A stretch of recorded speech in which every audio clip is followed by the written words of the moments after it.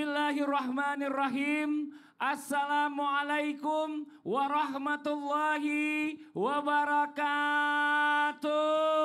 Waalaikumsalam warahmatullahi wabarakatuh. Jamaah. Yeay. Oh jamaah. Yeay. Alhamdulillah. Alhamdulillah. Alhamdulillahirrabbilalamin. Allahumma sholli ala Sayyidina Muhammad wa ala ali Sayyidina Muhammad. Rabbi srahli sadri wa yassirli amri walul uqdatam min lisani yafqahu qawli. Shadaqallahul azim. Jamaah Islam itu dan dirahmati Allah, Masya Allah. Alhamdulillah hari ini kita bertemu lagi di Islam itu Indah. Dan sebelumnya terima kasih banyak buat jamaah dari Palembang. Tepuk tangan dulu dong yang sudah mampir ke studio, dan juga jamaah Islam itu Indah di rumah yang dirahmati Allah, yang selalu setia menyaksikan Islam itu Indah ya. Hari ini kita lagi ngebahas tentang yang lagi rame, lagi FOMO, banyak yang ikut-ikutan. Apa tuh? Tentang emas. Bu punya emas, Bu? Alhamdulillah, emas Jawa yang satu. Itu emas-emas 2 kali nyebutnya. Ini Masya Allah, Alhamdulillah ya, hari ini kita mau bahas nih. Emasnya bentuknya perhiasan atau batangan? Perhiasan, ada yang batangan, ada yang digital emasnya? Enggak ada. Enggak. Produser saya. Oh iya. Nah ini kita lagi mau coba bahas ya. Kita bicara masalah tentang tabungan, investasi, apapun itu. Katanya yang terbaik itu adalah emas. Tapi bagaimana kalau seandainya emasnya kita nggak pegang fisiknya? Ditabung tapi nggak ada fisiknya. Nah ini hari ini kita bahas ya. Mudah-mudahan bermanfaat buat kita semuanya. Temanya adalah hati-hati. Ternyata bisa riba. Waduh, kenapa tuh? Coba kita panggil guru kita yang pertama, ada Habib Usman. Mohon izin, Habib Usman, tepuk tangan buat Habib Usman. Habib, ini ngomongin masalah riba nih. Nah riba ini kan orang kan banyak yang mohon maaf sebelumnya. Ilmunya nggak ada jadi nggak tahu. Terus tiba-tiba setelah dia tahu, astagfirullahaladzim. Jadi selama ini saya ini kerjanya nyari duitnya riba dong. Nah terus bagaimana nanti taubatnya? Terus setelah dia taubat, apakah itu harta yang dia udah dapat itu dia sedekahin? Atau itu udah tetap hak jadi miliknya dia? Innallaha thayyibun la yaqbalu illa thayyib. Allah menerima yang baik. Jadi segala suatu kebaikan diterima sama Allah. Yang buruk nggak diterima. Coba jelasin lebih kalau gitu. Tepuk tangan sekali lagi buat guru kita Habib Usman. Fadal Habib. Ustaz Maulana, ya Ustaz. Bismillahirrahmanirrahim. Assalamualaikum warahmatullahi wabarakatuh. Waalaikumsalam warahmatullahi wabarakatuh. Alhamdulillah. Alhamdulillahil wahidil ahad. Alladzi lam yalid wa lam yulad wa lam yakul lahu kufuwan ahad. Laisa kamitsli syai'un wa huwas samiul basir. Summa fasalli wa sallim وبارك على سيدنا وحبيبنا وشفيعنا ومولانا محمد صلى الله عليه وسلم وصحابه وأزواجه وذرياته وأهل بيته وأنصاره وسلم وبعد. Segala puji bagi Allah Subhanahu wa taala yang telah memberikan kita nikmat iman, nikmat sehat walafiat. Insyaallah penonton di rumah dan penonton di studio mendapatkan ilmu yang bermanfaat dari guru-guru kita, bisa diamalkan dalam kehidupan yang sehari-hari. Amin, amin. Ya Allahu, ya Rabbal Alamin. Innallaha yuhibbut tawabin. Allah mencintai hamba Allah yang bertaubat, yang meminta ampunan kepada Allah Subhanahu wa taala. Ketika dia tahu, dia memahami, saya ternyata telah riba. Saya telah mengikuti daripada kebiasaan riba. Karena riba itu bukan hanya sang pelaku, tetapi yang mencatat, yang mengikuti, yang ada di dalamnya, yang menyaksikan di dalamnya, yang mengetahuinya dan memfasilitasinya, dia termasuk daripada terkena riba tersebut. Bagaimana caranya dia bertaubat? Meminta ampunan kepada Allah Subhanahu wa taala, mendekatkan diri kepada Allah Subhanahu wa taala, salat 2 rakaat, salat taubat, taubatan nasuha, minta ampunan kepada Allah. Ya Allah, hamba sadar bahwasanya hamba melakukan perbuatan riba, melakukan perbuatan yang engkau tidak diridhoi olehmu ya Allah. Ya Allah, aku bertobat meminta ampunan kepadamu ya Rahman. Sehingga apa? Ketika dia meminta ampunan kepada Allah, dia taubatan nasuha, dia tidak akan mengulanginya kembali. Dia menyesal akan perbuatan tersebut.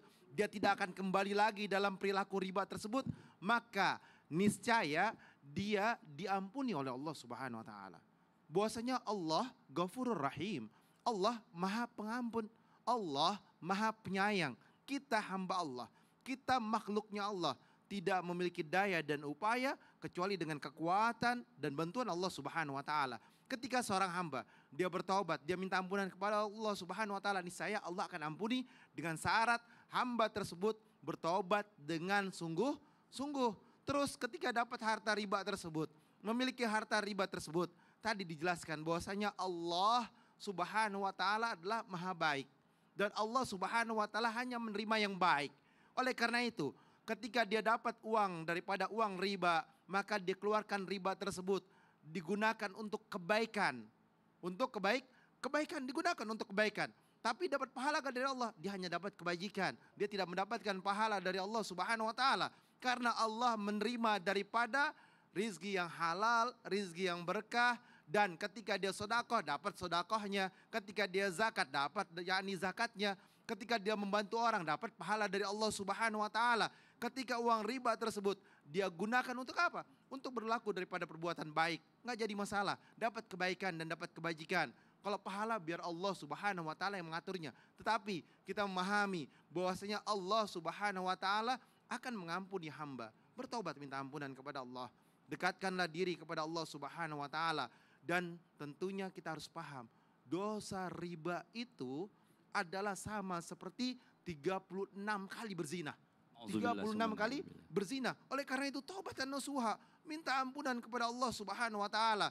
Dan sesungguhnya kita sebagai hamba Allah jauhi riba karena celaka, binasa dan harta kita penuh dengan kehancuran dan masuk dalam tubuh kita menagih kepada kemaksiatan. Nauzubillah summa nauzubillah. Makasih banyak Habib, tepuk tangan dong buat Habib Usman. Masya Allah.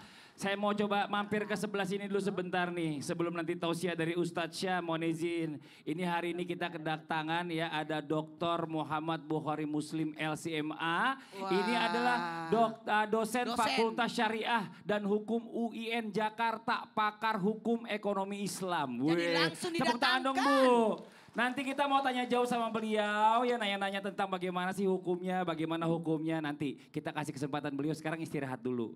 Oh dokter, baru duduk lagi, mohon izin. Cuma diperkenalkan doang. Iya gak apa-apa, nanti kan saya bikin penasaran jamaah yang di rumah.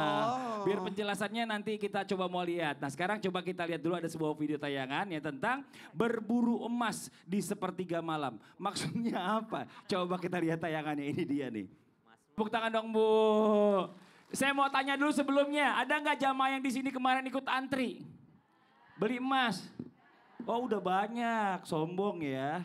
Iya orang kayak bercanda Bu. Ini Masya Allah ya. Ini kan lagi FOMO kemarin ya. Emas ini semua orang beli sampai ngantri-ngantri, sampai berebutan, sampai dibatasin Ustadz Syam. Betul. Satu orang itu nggak boleh lebih beli dari 2 keping atau kalau nggak salah. Iya, beli wah, ini makanan Masya viral Allah. ya. Wah karena viral. Tapi zaman sekarang ya banyak orang juga yang memilih investasi emas. Tapi benar gak sih sebenarnya investasi emas ini memang sudah dianjurkan dari zamannya Rasulullah SAW. Tapi apalagi nih yang diperbolehkan untuk investasi selain emas dan bagaimana biar enggak menyentuh riba investasinya. Mau penjelasannya Ustadz Syam. Tepuk tangan buat Ustadz Syam. Bismillahirrahmanirrahim. Tabi guru-guru kami yang dimuliakan Allah Subhanahu wa taala, Ustadz Maulana Habib Utsman, Mas Fadli, Pak Doktor serta guru-guru kami yang dimuliakan Allah Subhanahu wa taala. Al-Qur'an surah At-Takatsur. أعوذ بالله من الشيطان الرجيم Allah. بسم الله الرحمن الرحيم Allah. ألهاكم التكاثر حتى زرتم المقابر كلا سوف تعلمون ثم كلا سوف تعلمون كلا لو تعلمون علم اليقين لترون الجحيم ثم لترونها عين اليقين ثم لتسألن يومئذ عن النعيم Allahumma arhamna bil Quran. Kalau dikatakan apakah emas ini sudah dikenal di zaman Nabi SAW? Jawabannya betul, sudah dikenal. Tapi bukan murni produk dari Islam. Dia diambil daripada produk Romawi dan Persia yang pada saat itu Nabi SAW mengesahkan sebagai alat komoditas. Sebelumnya Islam berjual beli dengan tukar, barter.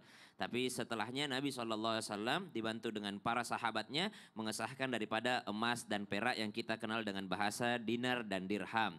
Apakah ini sah? Maka sah.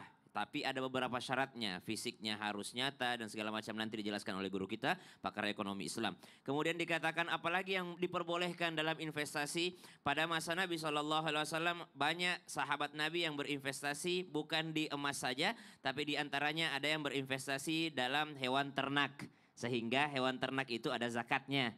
Kenapa? Karena sahabat Nabi banyak yang investasi pada hewan ternak. Coba kita lihat ada beberapa orang yang diceritakan itu bahwasanya sahabat Nabi ada yang miskin sekali, lalu Nabi memberikan 1 ekor kambing, lalu 1 ekor kambing itu beranak pinak, ternyata menjadi ratusan ekor kambing, jadi ribuan ekor kambing, tambah banyak, ternyata tambah malas ke masjid.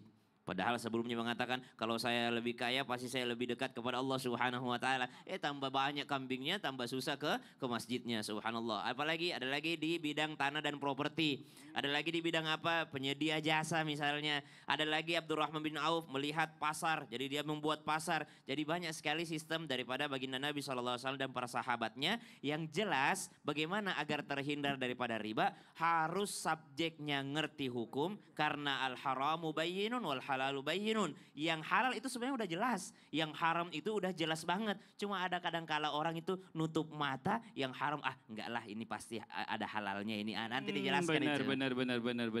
Yang halal itu udah jelas, yang haram udah jelas. Iya, yang abu-abu nah ini kita takutin. Makasih banyak Ustaz Syam. Tepuk tangan buat Ustaz Syam. Masya Allah. Pak Dokter sini bentar Pak Dokter. Barang saya coba maju dulu. Nah ini jamaah yang di rumah ini lagi penasaran. Karena banyak banget orang yang sekarang ini beli emas itu fisiknya nggak dipegang. Tapi cuma istilahnya dia beli emas. Apakah ini ada ribanya atau bagaimana? Nanti yang di rumah sabar ya. Nanti akan dijelaskan oleh Pak Dr. Bukhari setelah yang satu ini. Jadi tetap di Islam itu indah. Jamaah. Oh jamaah.